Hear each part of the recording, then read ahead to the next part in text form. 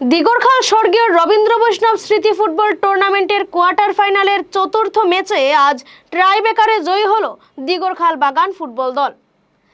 তারা মেঘালয়ের লুমতুর্মো club football দলকে ৩-১ গোলের ব্যবধানে পরাজিত করেছে। নির্ধারিত সময়ের খেলায় কোনো দল প্রতিপক্ষের বিরুদ্ধে গোল করতে না পারায় শেষ পর্যন্ত ট্রাইবেকারের সিদ্ধান্ত নেওয়া হয়।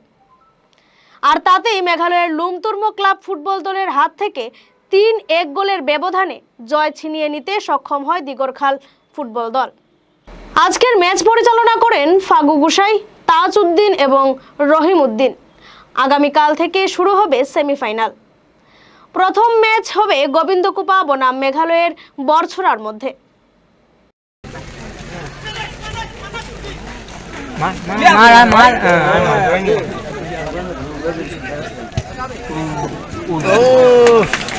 আর কি করবে এটা করে দুই তিনটা মারে আর এই মেডিকেল লেগেছে আপা